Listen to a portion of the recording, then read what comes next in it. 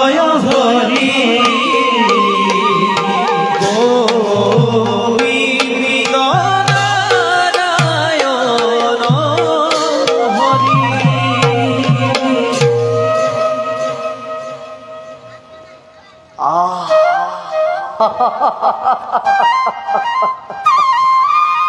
আজি যে আমার কি পরম সৌভাগ্য স্বয়ং বৈকুণ্ঠপতি নারায়ণ আর দেবী লক্ষ্মীর সন্মুখতে আমি হলুহি উপস্থিত।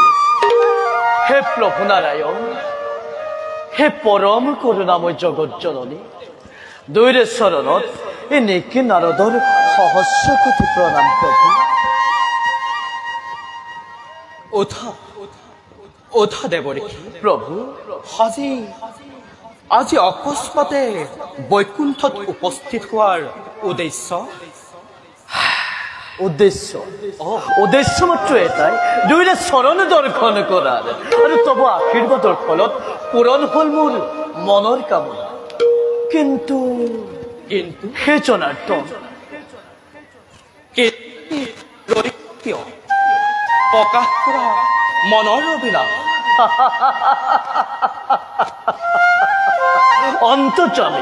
অন্তৰ্যামী তুমি নাৰায়ণ, সৃষ্টি স্থিতি প্ৰলয়েৰ তুমি একমাত্ৰ কাৰণ। তথাপিতো আকৌ নাৰদে কব লাগিব নে বাৰু মনৰ অভিলাষৰ কথা? বাৰু সুধিছে যেতিয়া শুনক সংক্ষেপতে।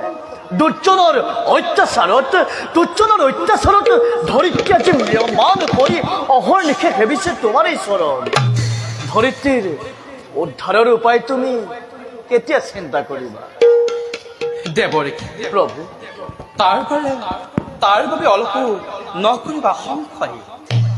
কাল প্ৰাপ্ত নহলে দুষ্টৰ একোৱেই নহয়। নাৰায়ণ, সৃষ্টি ৰক্ষাভাৰ মই কৰিছো গ্ৰহণ। অচিৰেই অত্যাচাৰীসকলক নিধন কৰিম। বসুমতী ভাৰ মই কিন্তু কি প্ৰভু? কিন্তু দেবৰী, এই ক্ষেত্ৰত তুমিও মোক সহায় কৰিব লাগিব। বুঝিছো জগৎপালক নাৰায়ণে এবাৰ নিশ্চয় নতুন লীলাৰ পাথনি মেলিব। তুমি বৰ চতুৰ দেবৰী, আৰু তুমিও জানো চালনাকাৰী নোহোৱা। হে প্ৰভু, তোমাৰ আজি আৰু অন্ত বুজাৰ একেবাৰে শক্তি মোৰ অভাৱ।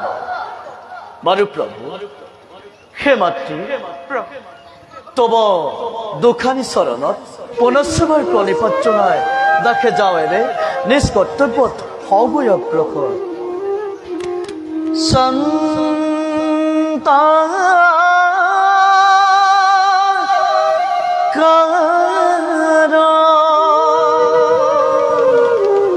ভোজ গসয়ন পদ্মনাভ সুরেশ বিশ্বধার গগন সদৃশ মেঘবর্ণ শুভঙ্গ লক্ষ্মীকান্ত কমল নয়ন যোগী বিঠাল গম বন্দে বিষ্ণু ভব ভয় হরণ সর্বলোকে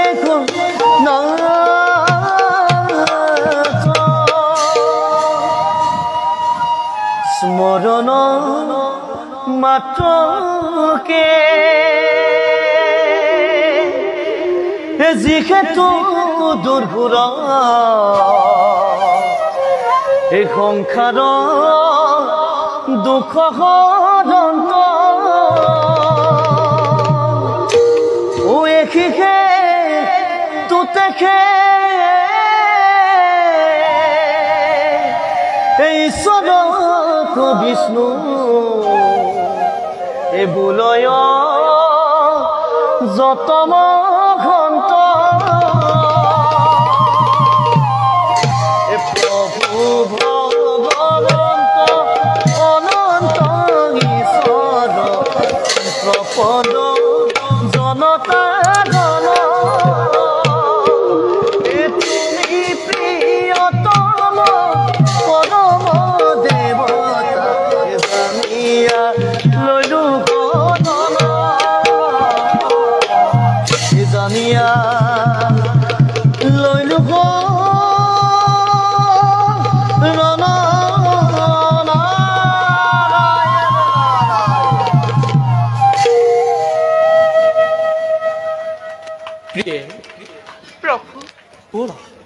আমিও ক্ষন্তেকে বিশ্রাম করিছি। বলো প্রভু।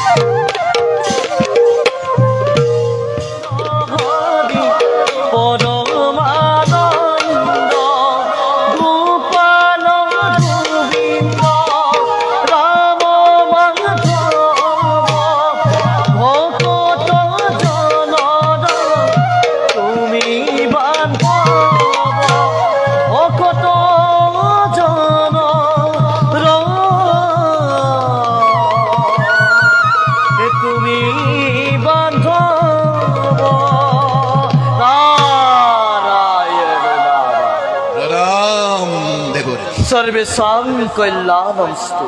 তজু আগমনে ধন্য হরাজি এই অমরাবতীপুর। বারু অক্ষুণ দেবর্ষি দেবেন্দ্র আছে জানো কিবা নতুন ও নাই নাই তেনে কোনো নতুন সংবাদ, কিন্তু দেবেন্দ্র ভৱিষ্যতবাণী এটি হলে বুটলি আনিছো মই মনতৰ পৰা। ভবিষ্যৎবাণী? আজি দৈত্য হিৰণ্যকশিপু তাৰে সহোদৰ ভাতৃ হিৰণ্যাক্ষবীৰে ভৱিষ্যত আতংকৰ কৰিছে সূচনা, আৰু প্ৰলয়ৰ ভীষণ হুংকাৰে কৰ্তন কৰিছে দুয়ো বিশ্বজয়ী বুলি। দানৱৰ প্ৰতাপত দেবেন্দ্ৰ, দানৱৰ প্ৰতাপত ধৰাহৰি হৈ বসুমতী আজি নিজে আউলি পায়।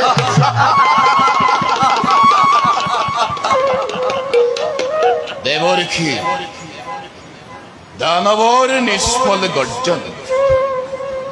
দেবতা দেবতা দেবতার হব যেন কিবা অপকার। অপকার? এরা দেবর্ষি দেবতার অপকার। দেবতার অপকার? এরা দেবর্ষি দেবতার অপকার।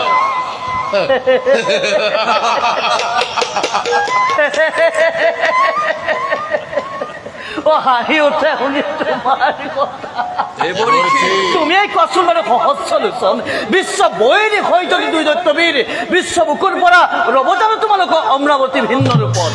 শুনা ঘেৰা দেৱ পুৰন্দৰ আৰু যত মানে আছে অমৰ মণ্ডলী, স্বৰ্গ মত্য নাগ নৰ গন্ধৰ্ব কিন্নৰ সকলোকে লক্ষ্য কৰি প্ৰবল বেগেৰে আহিব লাগিছে হিৰণ্যাক্ষবীৰ। সেইবাবে বিধিমতে অবিলম্বে কৰা প্ৰতিকাৰ, নতু ধ্বংস হব তোমালোকৰ অমৰাৱতীপুৰ, ধ্বংস হব দেৱ ভৈক্য বসুন্ধৰা। এটি পলবত শুনা শুনা পুৰন্দৰ মুখুদ বচন, প্ৰলয় হুংকাৰে আহে হিৰণ্যাক্ষবীৰ। শুনা শুনা পুৰন্দৰ মুহুৰ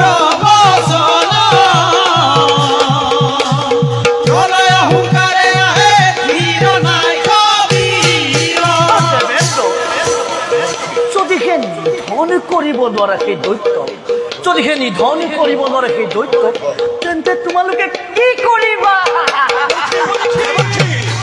আমাক কিবা এটা উপায় দিছে দেৱৰ্ষি, কিবা এটা উপায় দিয়া। উপায়?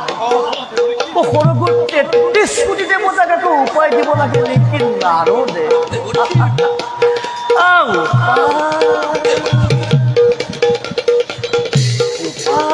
দেৱৰ্ষি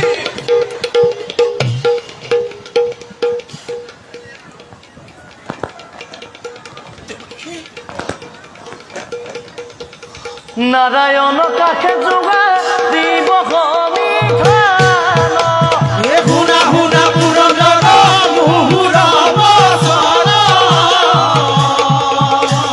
প্ৰলয় হুংকাৰে আহে হিৰণ্যাক্ষবীৰ।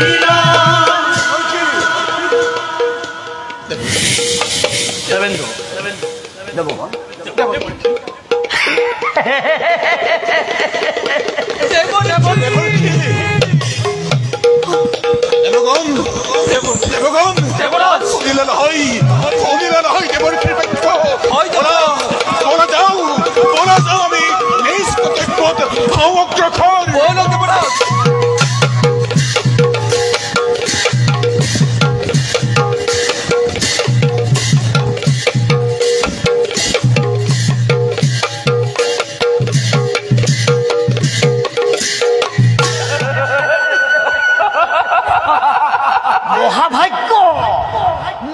মহাভাগ্য আজি মোৰ হিৰণ্যাক্ষবীৰ মই তোমাকে বিচাৰি বিচাৰি ত্ৰিভুৱন কৰিছো চলা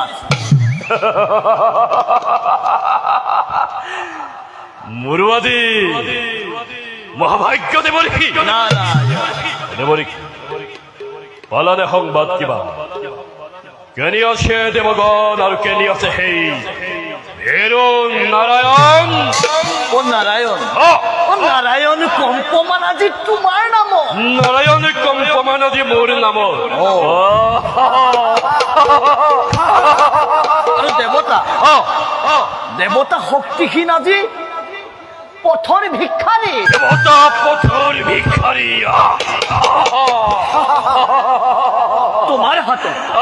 তোমাৰ হাতত পৰাজিত হৈ দেৱতাগণে বনে বনে কৰিছে ভ্ৰমণ সেইবাবে চিন্তা কৰি পলৰীয়া দেৱতাৰ কথা চিন্তা কৰি ভীৰু নাৰায়ণৰ কথা তালক্ষয় তুমি নালাগে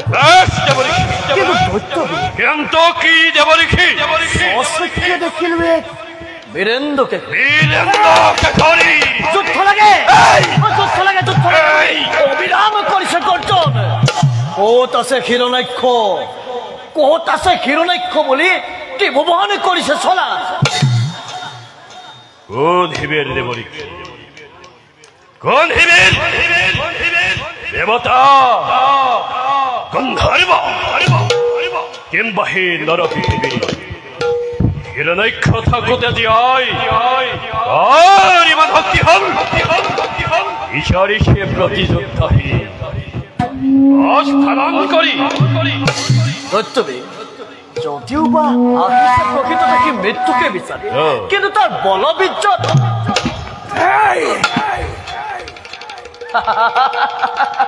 বলবীৰ্য দেখি তোমাৰ এই সমকক্ষ যেন হয় অনুমান তুমি ভগৱানে নাগ নৰ গন্ধৰ্ব কিন্নৰ একোৱেই নহয় নাজানো দৈত্যবী কিদৰে বৰা স্বৰূপে জন্ম ধাৰণ কৰি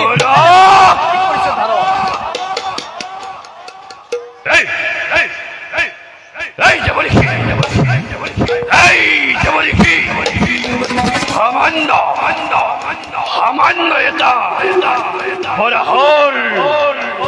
সমকক্ষ বুলি অপমান নিকৰ তই মোৰ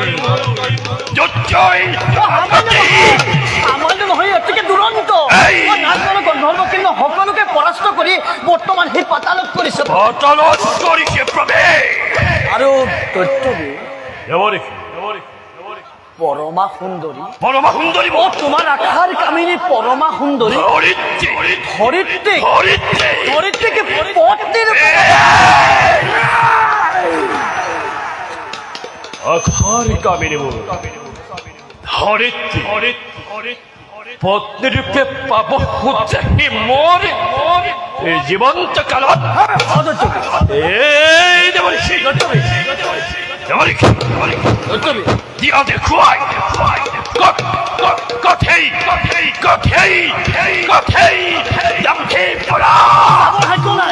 যাবৰ সাধ্য নাই মোৰ দেখিলে তাৰ সেই ভয়ংকৰ ৰূপ চুৰিৰ আগে জিও যায় ঋষি মুনি একোকে নামাৰাখি অতিকে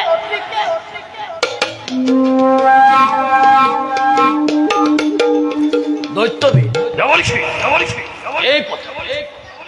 এই পথেৰে তুমি খোৱা অগ্ৰসৰ সমুদ্ৰৰ তীৰতে লগ পাম যোৱা দৈত্যবী বধ কৰি সেই দাম্ভিক বৰাহ বিশ্বজয়ী হোৱা তুমি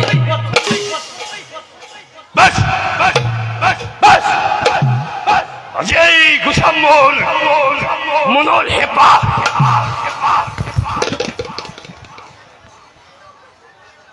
এই পথেৰেই গলে পাম কি মই যোগ্য প্ৰতিযোদ্ধা নিশ্চয় বৰা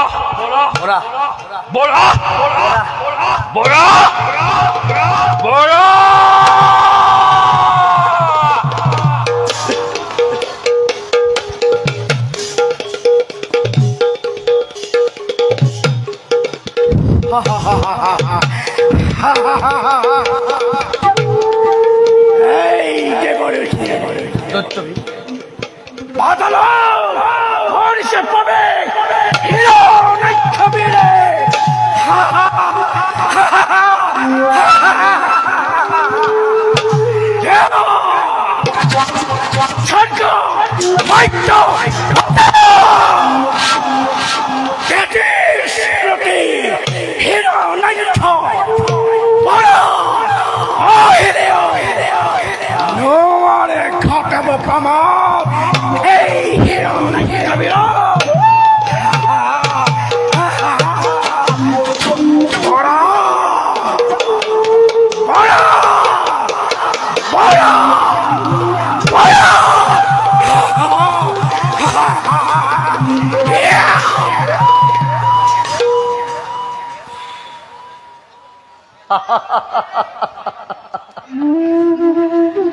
হে প্রভু করুণাহার, হে প্রভু নারায়ণ, দিব্য যজ্ঞ বরাহ স্বরূপে জন্ম ধারণ করি ধরিত্রীক তুমি করা উদ্ধার করো আর নারদর মনোবাঞ্ছা করা পুরো। ও সহজ কৃপালু গুণ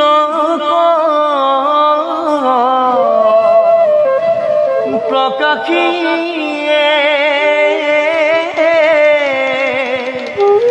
এ ধরিয়া সাগরী ভকত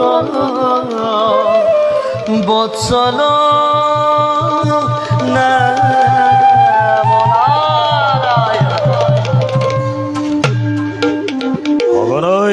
হৃদয় তাজিবরে কি অবরোধ কম্প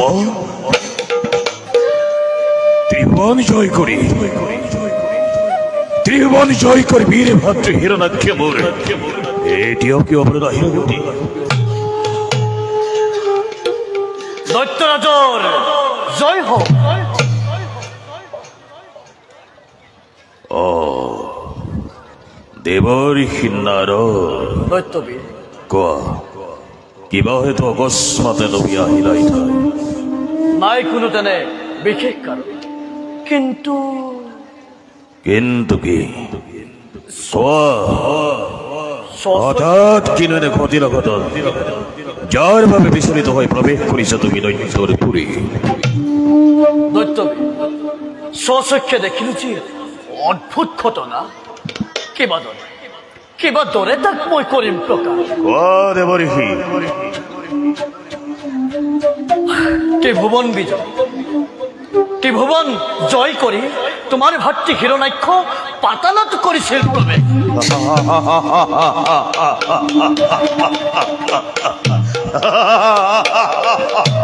জানো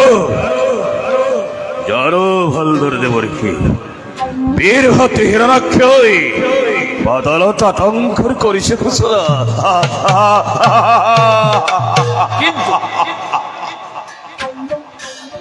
কিন্তু দৈত্যবীর বরাহরূপী কোনোবা শত্ৰুৱে শিরাছেরি করি তার কোলে বরে নিধন করিলে তীক্ষ্ণ দণ্ডে। কি দেবরিষি বীর ভাতৃ হিরণাক্ষ নাই জীবিত ধরা নাই অসম্ভব।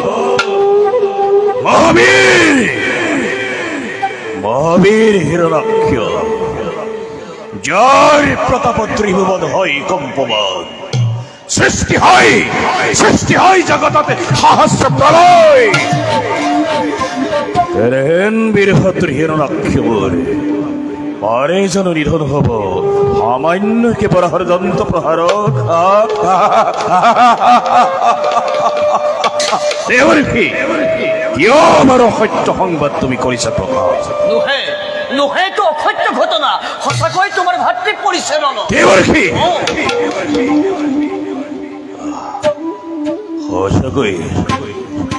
সঁচাকৈ মোৰ ভাতৃ হিৰণ্যাক্ষজি পৰিল ৰণত।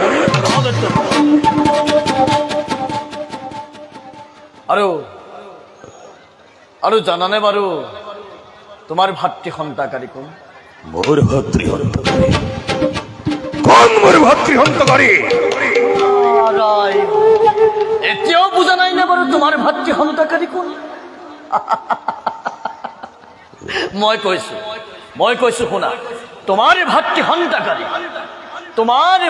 হন্তাকাৰী, তোমাৰ এই চিৰশত্ৰু দেৱ নাৰায়ণ।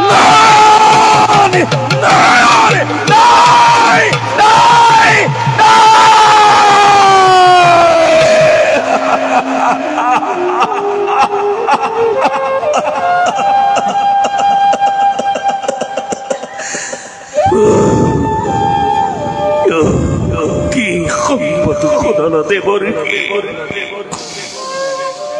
মাতৃভূমিৰ ঐক্য নিধন নাৰায়ণৰ হাতে নাই অসহ্য যন্ত্ৰণা।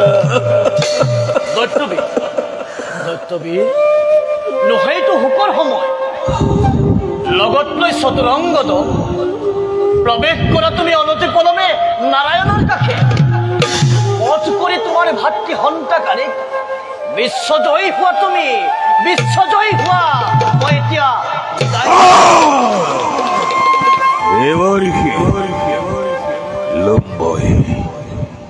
লম্বই ভাতৃহন্তাৰ এখানে প্ৰতিশোধ গৈ তুমি তোমাৰ সেই আৰাধ্য বিষ্ণু আজি হন্তে এই দৈত্যৰাজ হিৰণ্যকশিপুৱে প্ৰতিজ্ঞা কৰিছে বিখন মহাশত্ৰুমূৰ্ষি দেৱনাৰায়ণ লম্বই তাৰ ওপৰতে ভীষণ প্ৰতিশোধ। সকলো মই এতিয়া বিদায়হে মাগিছো, কিন্তু দৈত্যবীৰ মনত ৰাখি তোমাৰ ভাতৃ হন্তাকাৰী স্বয়ং নাৰায়ণ।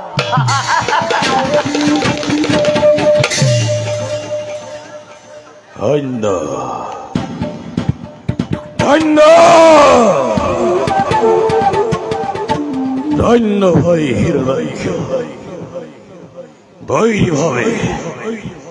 বৈৰী ভাৱে আৰাধনা কৰি বিষ্ণু মুক্তি লাভে তই কৰিল সহজে।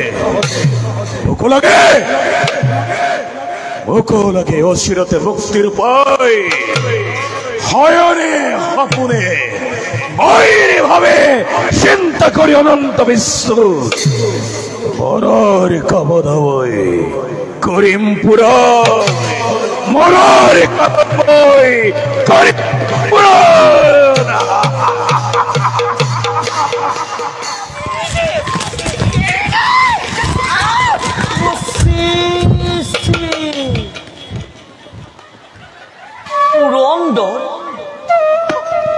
এনেভাৱে মতিছন্ন হৈ তুমি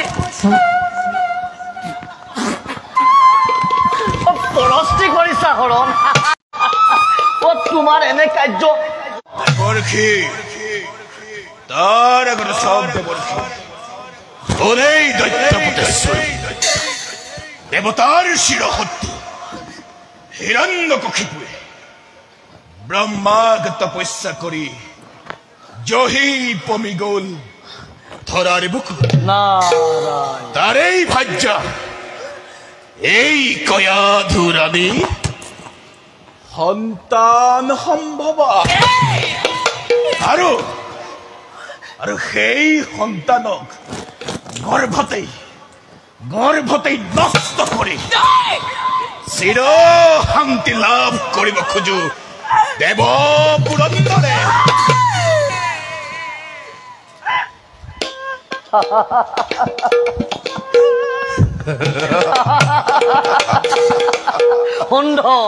সুন্দৰ বিচাৰ তোমাৰ দেৱেন্দ্ৰ, সুন্দৰ বিচাৰ। পিছত জানিব পাৰো নে বাৰু কোনে দিলে এই সমাচাৰ? যাৰ তপু বলে হাহাকাৰ সৃষ্টি কৰিছে বিশ্ব ব্ৰহ্মাণ্ড, যাৰ যুগবল দেখি যোগেশ্বৰে নিজেই চিন্তিত, তেনেজন হিৰণ্যকশিপু জানে ইমান সহজে লীন যাব ধৰাৰ বক্ষত? তেন্তে কি হিৰণ্যকশিপু এতিয়াও জীৱিত? পাছত সকলো গম পাবা। বৰ্তমান সন্মানে এৰিতে তুমি কয়াধুৰাণী। এটা কথা শুনা দেৱেন্দ্ৰ, তুমি যাক বলেৰে হৰণ কৰিব বিচাৰিছা তেওঁৰ গৰ্ভত স্থিতি লৈছে মহান বৈষ্ণৱ পূৰ্ণ ভাগৱত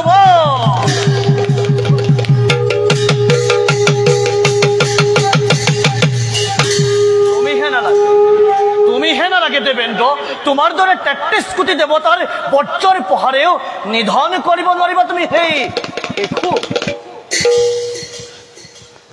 না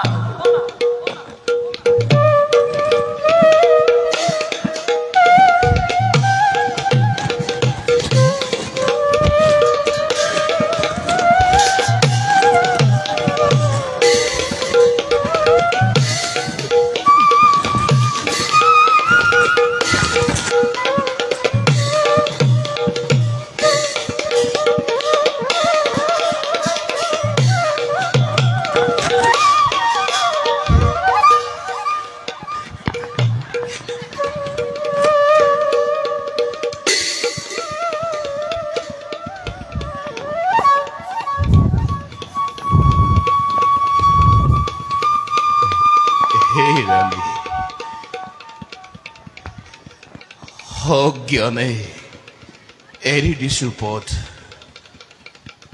হে ৰাণী নাজানি এনে দ্ৰোহ কৰিলো পূজ্য বৈষ্ণৱৰ সৰ্বদুখ মোৰ কৰা মৰিখন সৰ্বদুখ মোৰ কৰা মৰিখন সৰ্বদুখ মোৰ কৰা মৰিখন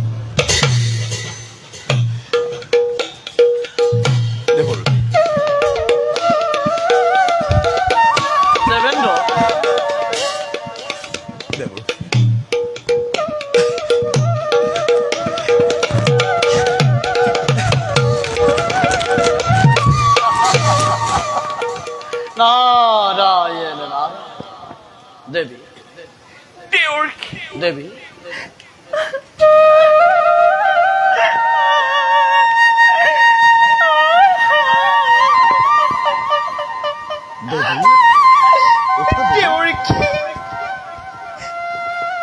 আপুনি মোৰ পিতৃতুল্য কৰিলে উদ্ধাৰ মোক সংকট পেলাই বলুতে দেৱী স্বামী দেৱতা আপোনাৰ আশ্ৰিতাতে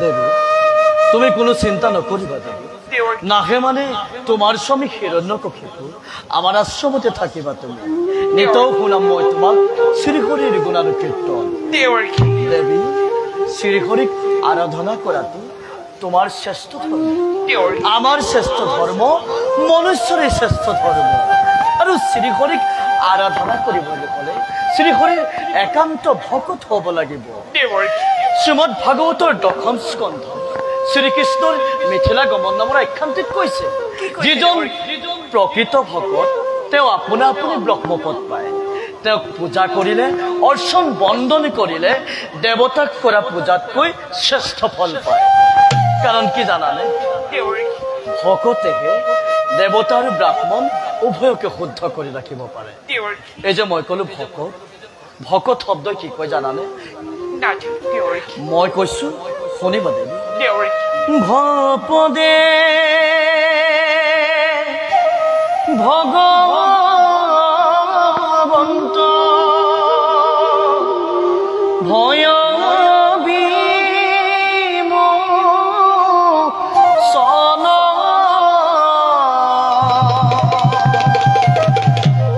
ভজন ভক্তিতে পূৰ্ণ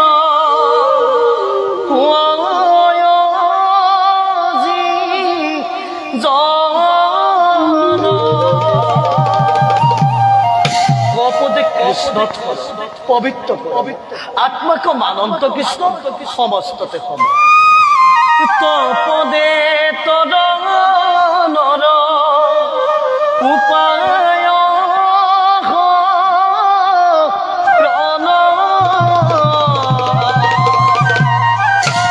হৃদয় পদ্মত ধৰে কৃষ্ণ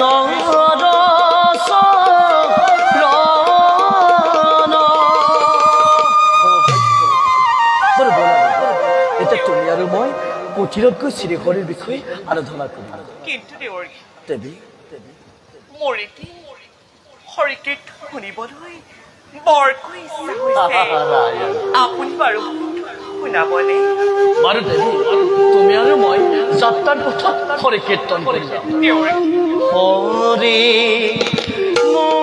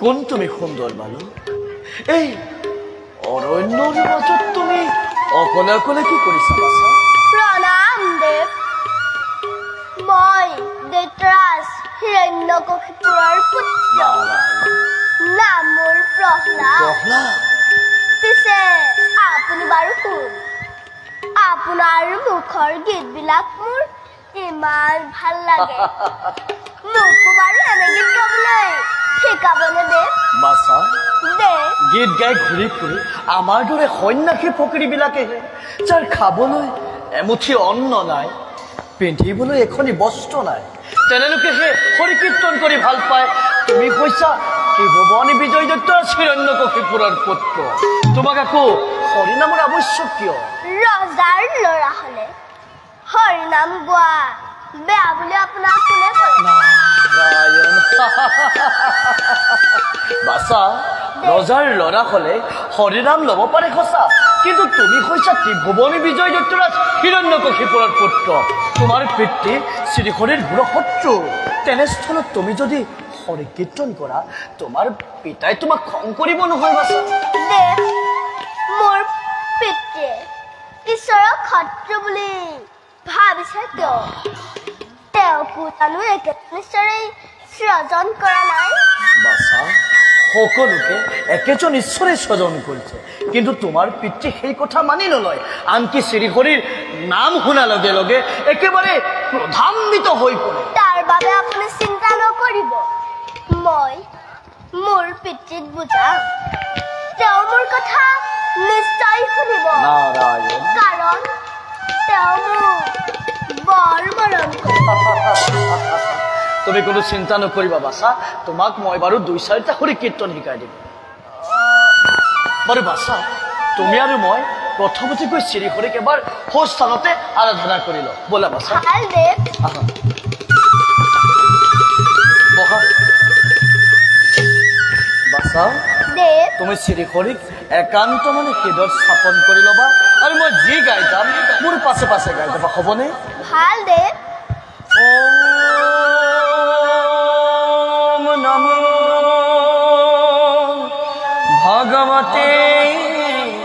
বাসুদেবায়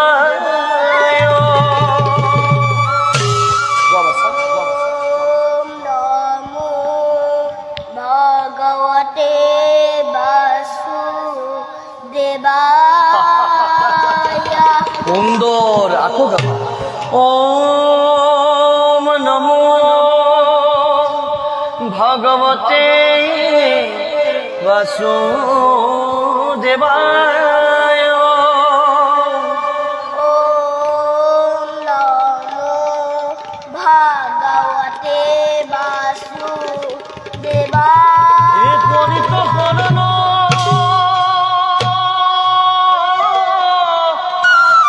লয়াজি তুজন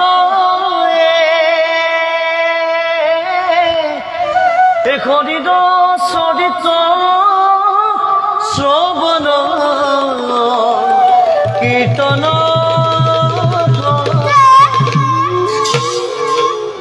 আপুনি বাৰু মোৰ মাতৃ চিনি পায়নে এই কথা তুমি কিয় সুধিলা বাছি মই যেতিয়া মাতৃৰ গৰ্ভত আছিলো তেতিয়াই যেন আপোনাৰ হোৱা লাগিল আৰু আৰু আৰু এই বিনাৰ সুৰ শুনিছিল বাছা আমি হৈছো সন্ন্যাসিক ফকীৰ আমি দেখে দেখে গীত গাই ঘূৰি ফুৰো কেতিয়াবা ক'ৰবাত শুনিব পাৰা বাৰু সেইবিলাক এতিয়া বাদ দিয়া তুমি আৰু মই বৃক্ষৰ তলতে হৰি কীৰ্তন কৰিম কিন্তু যাওঁতে তুমি আৰু মই হৰি কীৰ্তন কৰি যাম মই গাই যাম তুমি মোৰ পাছে পাছে গাই যাম হ'বনে বাছা ভাল দে হৰি নামে হৰি নামে হৰি নামে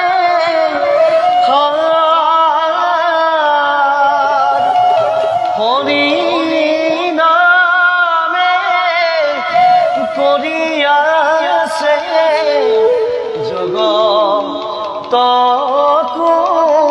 উদ্ধাৰ গোৱা বাছা হৰি নামে হৰি নামে গোৱা হৰি নামে